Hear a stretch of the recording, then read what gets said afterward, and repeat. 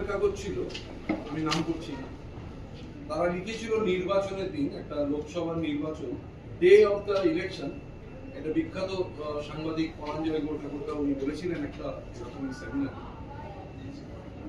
Congress is flying by colours day of the নির্বাচন। তো আজকে না, সেদিনকে তো আপনার সোশ্যাল মিডিয়া ছিল। একটা জিনিস আমার বুঝতে একটু অসুবিধা হচ্ছে, চতুর্থ স্তম্ভ বলে ভারতীয় আমাদের সংবিধানে কিছু নেই, এটা আমি আপনি তৈরি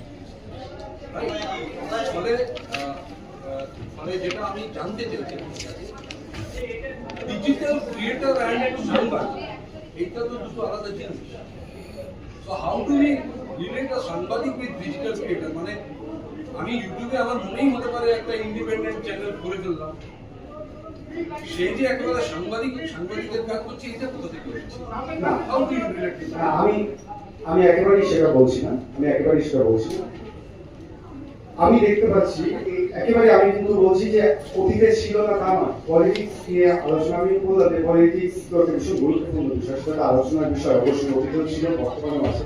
কিন্তু আই ডোন্ট নো হোয়াই বর্তমানে ভীষণ কিছু মেইন স্ট্রিম চ্যানেল, ভীষণ কিছু মেইন স্ট্রিম জার্নালিস্ট, কিছু আমি দেখছি একটা সংখ্যক, তারা ভীষণ এই যে বর্তমানে যেটা আপনি বললেন যে কন্টেন্ট ক্রিয়েটর, রিলস, ইউটিউব, এই যে ট্রেন্ডে তারাও পা ভাসাচ্ছে, কোথাও তারা তাদের যে সেই জায়গাটাকে সেখান থেকে স্পিড করে তারা এই পাবলিসিটি থেকে গা ভাসাতে গিয়ে আমার মনে হয়েছে সেখানে কিছু এমন কিছু জিনিস তৈরি হচ্ছে যে জিনিসগুলো